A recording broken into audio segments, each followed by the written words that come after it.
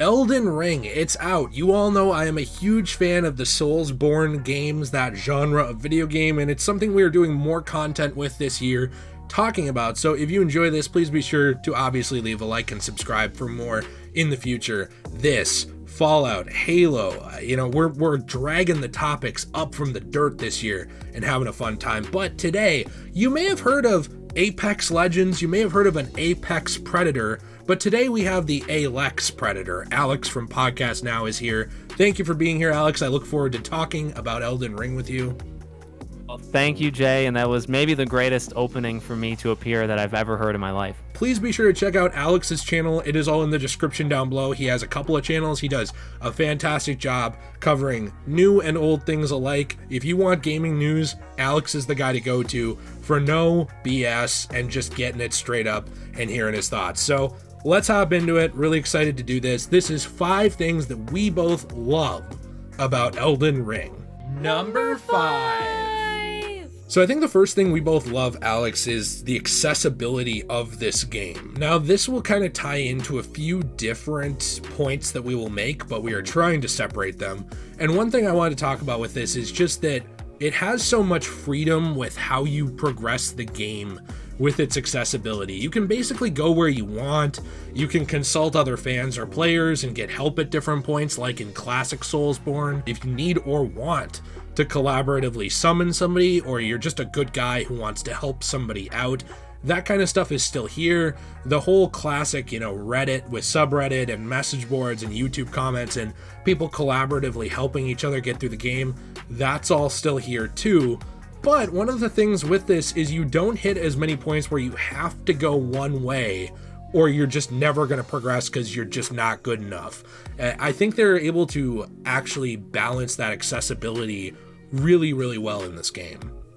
Sure, for sure. And one of the things I've been saying in my videos too is like, I feel like, I don't want to be so cocky or, grow my ego any more than it already is. But like, I think I'm a pretty good example for how accessible and how, easy it is to get into, quote unquote easy, is these games have never been, I've loved them all. I've bought them all. I've spent an enormous amount of money never playing, most of these games more than 5-10% of the way through. Elden Ring, I'm already further by miles than any other, From Software game. I can prove that statistically, all of that stuff. And it's because of the accessibility. Like you said, I mean, it's an open world. You're not forced into one thing. You're not funneled into doing one thing. There's ways of grinding. They open up bringing in a friend almost immediately, right? And the multiplayer, obviously, I don't think is perfect in terms of its design, but it also does have its purpose of why you're not allowed to bring people into different areas in certain circumstances. So I think the game does everything possible to help you stand a chance, but also making it still difficult, which we'll talk about as the video goes on. But it does a really, really good job, making you feel like I have a shot at doing this, and I think it does that better than any other From Software game. It's one of those places where there's a couple places I'd introduce people to Soulsborne. Believe it or not, I wouldn't really start someone at Demon Souls or Dark Souls 1 if they're not looking for, that huge challenge and that progression ladder and all that stuff. There's a previous game I would have started people on, believe it or not, and that's Dark Souls 2. That's probably the easiest game in terms of progression and in terms of being accessible in terms of previous Soulsborne games. But now I think instead of that, I would tell people to go here. This is the biggest scope, obviously, and I wouldn't want people to go back and retroactively dislike things about the other games because they're not quite as open. But this is kind of a way to get you into it. Kind of like how Breath of the Wild was open world awakening for a lot of people, or Skyrim was an open world awakening for a lot of people. This is sort of like the Soulsborne awakening that I think could really get people to start going back and playing those other games who have been, discouraged by gaming media and people online with all the get good stuff or they're just known for being hard stuff. People have often overlooked amazing elements of the Soulsborne games because they're afraid of the difficulty. And that's one of the things I love about Elden Ring is it's not afraid to still be a Soulsborne game, but it's also not afraid to modernize and be more like the times and get new players involved that aren't just the ones from back in the days of Demon Souls on PS3. Number 4. It's the fourth one. 4. The next one we wanted to talk about is the art and style and the world design, because this game is very clearly influenced by Dark Souls and other Soulsborne games, but also the works of George R.R. Martin, and it feels unique and special. This really comes across to me as a greatest hits of Soulsborne imagery. There have been areas I've gone to where I've been like, oh, those characters are very clearly inspired by the mines in Demon Souls, or oh, this boss is very clearly inspired by the way this Bloodborne boss moves. I think that kind of stuff is really cool, but it never feels like, hey, they slapped in and reused assets. It's not like when you see this in other games where it's, oh, they clearly just reskinned this enemy. It's nothing like that. It's, oh, From Software learned from their time making these bosses, or they learned from this thing how to perfect that, or how to put that in this game, or how to do something similar but different, where it doesn't feel like a repeat, but it's an homage, or it is very classic Souls. I love that stuff with the world design and art style, and I think it's just done beautifully. Sure. Yeah, I think, these games have always been artistically very, very good. I've always appreciated them. Bloodborne that's one of the main reasons why I like Bloodborne so much, or it was my favorite From Software game before this, is just the imagery and just that kind of like gothic style to it. And you're right, I mean, this really is kind of like the greatest hits. You just see so many, and the variations are great too, right? All these enemies are so different. Of course, they fight different, but even just how they look, I mean, there's just so much difference, I guess, from one thing to the next, even if it's enemies or it's bosses, and there are so many of them. So big, this game is so big, or this world is so big, you just run across all these different enemy varieties, and bosses, mini bosses, side bosses some people maybe go through the entire game and don't even beat. Like you said, even some of like the dungeons or the castles, right? Some of them can invoke Dark Soul. I think Dark Souls probably is pretty high on the what it takes from in terms of a lot of the castles in this game, but it's so good. I mean, this game, it's not like visually, the best game ever created. I mean, it doesn't have all the pixels and all that stuff, but it doesn't try to be that, and it doesn't need to be that. The game always looks good. And again, I don't say that from it's the best looking game ever, but it just, you believe you're there the entire time. This world looks like a world. There's different areas to it that are different kind of terrains or weather conditions or whatever. And it's like, that's really, really cool. But honestly, it's really fun to just go through and see, like you said, those characters and those worlds that it's all one world, but it's not disjointed. However, you can go in somewhere and see, oh, this was obviously inspired by this previous thing they did, or inspired by this imagery from Game of Thrones. Some of the armor sets in this, they're very Game of Thronesy, or a mix between that and Dark Souls. And I just really love it. I think that when this game was coming out, and it's a criticism I still have at times, not to go on a tangent, but I was always kind of thinking, like, with how medieval this game is, why didn't they just make a Demon Souls sequel, or why didn't they just make a Dark Souls 4? Like, I wonder what pushed them in the direction of going with George and doing this. And I think that it's something that actually really benefits the game, is just being its own thing that draws on that inspiration from everything else, because it makes it feel very, very unique and set aside from the other games, but also extremely related to them. Number three. So the next thing we have is Playstyle Freedom. Alex, I think this is one I want to let you talk about a little bit more, because you've been kind of following this online more than I have, but there's so many different builds and creative ways to play the game. Like, you can play this like Dark Souls 1. You can fish for backstabs, you can pump into your endurance and blocking and stuff like that, or you can use the new counterattack system. There's mage stuff. It's really incredible how much they put into this. Now, is it all balanced? No. Some of those wizard builds are insane when you go up against bosses, but it's really cool to see. Oh yeah. I mean, it is. I mean, that's probably the best statement. It's cool to see, like, because I'll play this game and I don't even know if I'm playing my class honestly perfectly, but you do get a sense, even in the stats and things that, oh, well, I could use magic, but my faith needs to be like level 30 and it's level 9. So clearly my class is not made, you know what I mean? And I knew that, but it's like, that's an example, right? And so you're going around and I'm trying to act like my class as best as I can without, I don't have very good knowledge of these games, so I don't really know how specifically to act like my class. But then, yeah, like you said, you go online and I mean, there's just these people with all the, I mean, there's like a thief class or like a stealth class, whatever that one is. You see people like that. And like you said, just backstabbing or literally just trying to use stealth. You see these mages. I mean, there's some people that just, they farm or they know exactly, what to do or what weapons or whatever to get, and they're just destroying every single boss. Like literally it's nothing. They don't even, they don't have to get close to them in a fight. They can stay far away. So well, I'm not into that specific one, but that's okay. I mean, that because some people are, and some people are going to play the game like that, and some people aren't. And that's again, that's an accessible thing. That's this play style, point that we're making now. You really can do it however you want. I don't, in other games, other From Software games, again, where I would like struggle or get frustrated, I would maybe look to that stuff and say, well, maybe that's the only way to do it. And because I'm not doing that, well, now I have to restart, or I'm going to get frustrated. So I'm probably just going to quit. Let's be real. I'm not going to play it because I'm stuck where I'm at. I'm not going to restart the game. It's just not what I do. But now I see these people destroying with mages, and it's like, well, that's cool for them, but I actually feel pretty good about, I feel good in how I'm playing it, and I'm progressing, and I'm level like 38 or something. Like, I feel fine, and it's like, I'll get there. It's not going to be the same way. I'm not going to be able to fight that same way, and I'm sure I'll probably die more, but it's, I'm going to just do me, and that's, again, a thing that I think the balance, that's really balancing, right? In these games, they do such an amazing job with that.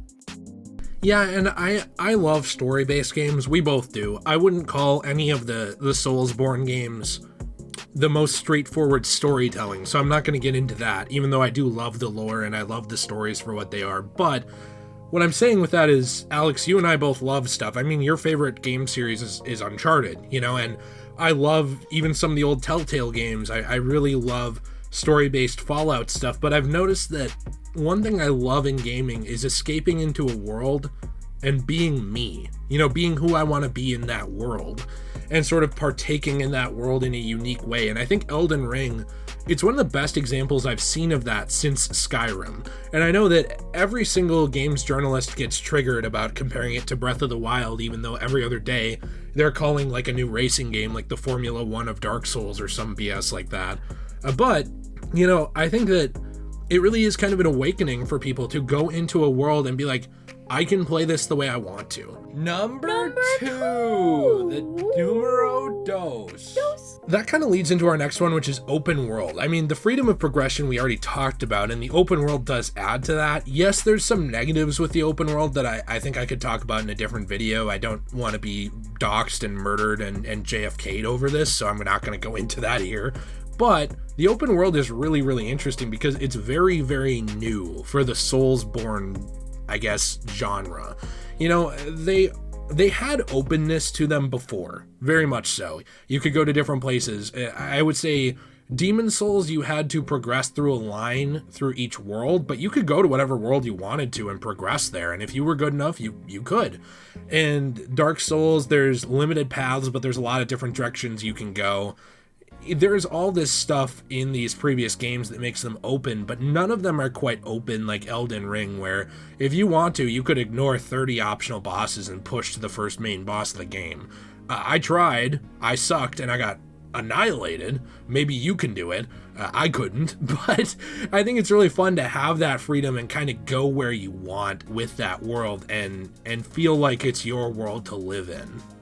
Yeah. Well, again, it makes you feel like you have more options, right? Kind of like maybe even like the world is bigger than it actually is, where you can just literally, you can go wherever you want. I mean, there is a stopping point. There is like the story part of it that you do have to go a very specific way to advance the story. But beyond that, and even in that first area, which you think is so small when you when you first walk out there, but it's actually absolutely enormous. And there's, again, so much to do, like just all the stuff that you can find yourself doing, getting lost in, whether it's just finding things, right, or collecting if you want to go around and kind of farm that, or fighting different enemies. And again, every place is very varied. You're not going to be running into the exact same enemy every time. Again, all these just side bosses that just kind of jump in from the sky or just surprise you. My friend and I were literally just, we were exploring. We were exploring because, again, the multiplayer doesn't, you can't bring friends in certain areas until they've done it. So we were just exploring, and we literally ran into a dragon boss, like a gigantic dragon. And it's like, when do you, it just feels so cool in a game.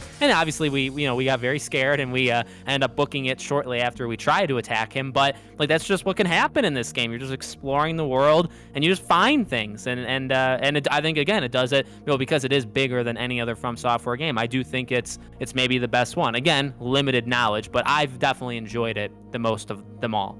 Number 1. Splat. And so the final one we have is being difficult but rewarding you for your effort. I guess we could call that Get good. Yeah, it still has Get Good in it. And I've kind of gone back and forth on this. I think that as a meme, it's funny, said in a lighthearted way by the community and stuff. I think it's fun. But in terms of the people who actually take the Get Good mentality seriously, of like, well, you played the game, you used the Estus Flask in Dark Souls, so therefore you didn't really beat it, or you didn't play it on the second Tuesday of the month while you were going through a colonoscopy, like in real life, so you didn't play my challenge run. People who do that kind of stuff in the old games were very annoying when it wasn't done as a meme. But there's the opposite side of that coin too, Alex. That's something you and I have talked about, the games journalist side of, I refuse to try and get good at this game. I refuse to try and be better and learn the game. The game should cater to you, not you should figure out the game. Like, the game just needs to be easy for you. Like, it needs to have an easy mode. And I don't have a problem with easy mode on certain games. I've talked about this before. I used to play games all the time with my dad, and he passed away a few years ago. Not to like consistently bring that up, but I obviously can't anymore. But one of the main franchises we played together was the Elder Scrolls, and another one was Halo. And my dad, he was really big into like Huntsman type stuff in real life. No, not the terrible movie Snow White and the Huntsman, but stuff like guns and hunting and all that stuff. He found it really, really interesting, more in terms of the tools that you used versus killing, because he did not like killing animals, so he would go to the shooting range and stuff like that. But what I'm getting at with that is he was a big fan of that kind of stuff. So we started playing Halo together. And because he was in his 70s at this point, my dad was an older guy, he did not have the reaction timing that maybe someone like Alex or I would have. And we don't even have great reaction timing.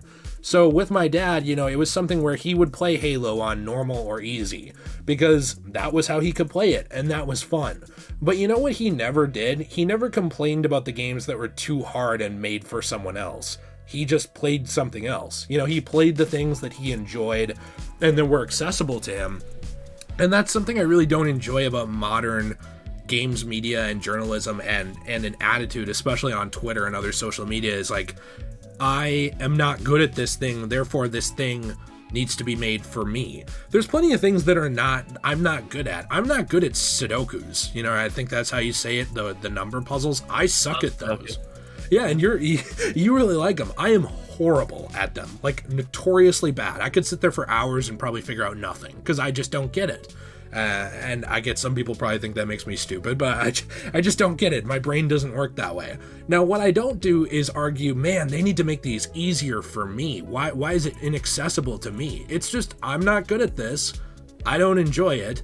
This is clearly made for Alex or other people that do. That's it. I think that there was a worry going into this game that they were going to cave to that mentality of, oh, I can't beat Ornstein and Smo, therefore there should be a skip boss button, or therefore there should be a this or that people complained about from the originals. They didn't do that. They were able to make this still classic Soulsborne while also adding new avenues of progression for the player that made it so that you could level up the way you want to.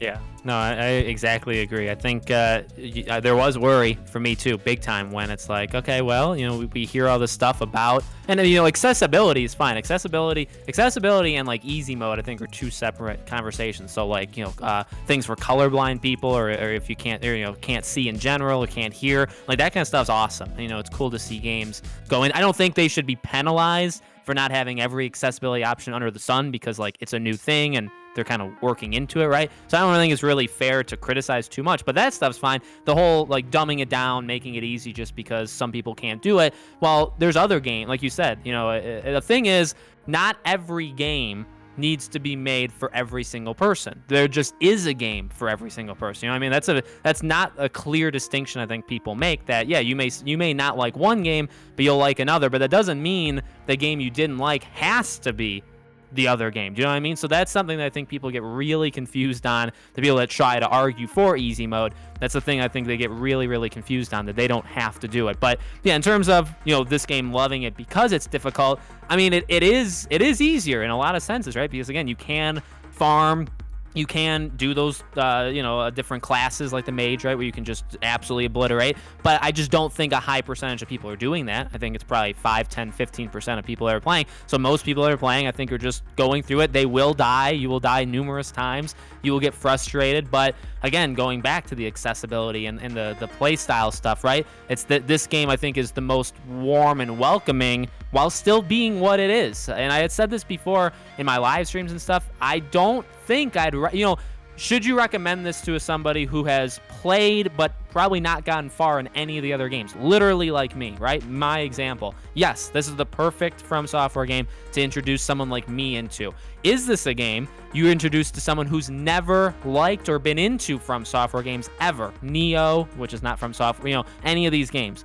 No, it's not. I would never recommend this game to somebody that's never played a From Software game. I wouldn't. Now, maybe that's wrong, but that's my opinion, because it's still From Software. It's still hard. You're still going to get frustrated. You're still going to get mad. It's just easier kind of around the edges, if that makes sense. So that's what I love so much about it, though. It's still It's still something that I think people that play Call of Duty and I'm not shaming that. You play Call of Duty, you've never liked these From Software games. Would I recommend this to you? No, absolutely not. You know what I mean? And that's what I still think makes this game special.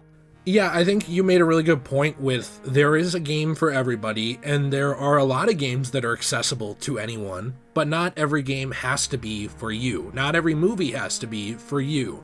I know Titanic is a good movie.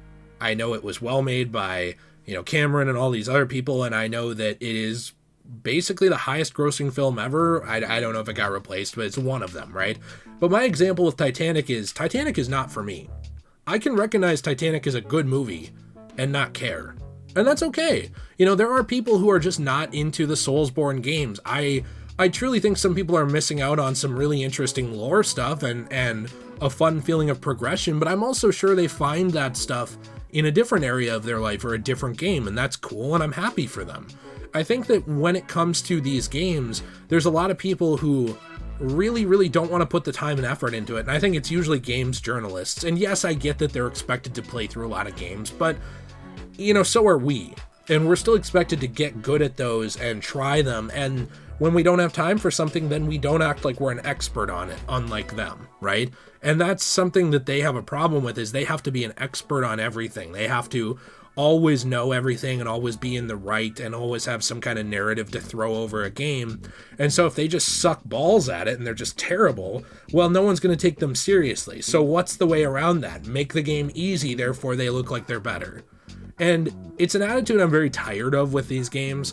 If you want these games to be easy, there are easier Souls-like games out there. Seriously, there are. In the same way that Genshin Impact has very similar mechanics and stuff to Breath of the Wild, there are other Souls-like games that are much easier out there in the world. Even some games like the Surge games, I think they're fun. They're out there, they're not as hard as a lot of classic Soulsborne games, and there's other ones out there as well, and I don't understand why people don't want to go play those or play a different game instead of making everyone change for them. I'm not saying necessarily you have to change for the games, because I'm actually not. If the game's not for you, that's cool. Go do something else. I'm sure there is, like Jay said, there's other games out there. That's the point. That's the point of game not being accessible. Again, I don't think that's games like you're just being games for everybody. That phrase literally means, say there's 1,000 games, there will be at least one in that 1,000 that'll be for you. It does not mean all 1,000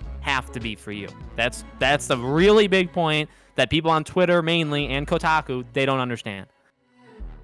Yeah, it's a shame, but I'm glad that the game understood it and From Software understood it, and it was able to make a fantastic game that you made a video about as well. I think people should check out on your channel. This game is selling incredibly well, especially for a From Software title. So, here's hoping that gets people more into that type of game, but also just that it shows game developers that if you make a good game that people love, people will buy it. And I'm happy to see that, because we don't see enough of that in the market where good practices are rewarded. There's way too much reward for complacency. So I'm really happy with where Elden Ring's at. I love this stuff about it. And Alex, thank you very, very much for being here in this longer video. I'm probably going to have to edit this down a bit, but we are always happy to have the Alex Predator on our channel. Thank you so much. I'll take any of the intros that you want to give me. But no, I appreciate it a ton, man. And I love this game to death. I think you love it to death. And it's always fun to discuss it. It absolutely is. And please be sure to check out Alex's channels, Podcast Now and Podcast Now Plus. They're both in the description down below. Both are very interesting videos basically every single day. All the time Alex is uploading and has something to talk about. And it's really fun. So I watch his channel. I recommend you do too. Please be sure to leave a like here and subscribe for more content. We'll see you in the next one. Have a fantastic day. And as always, everyone, stay shui.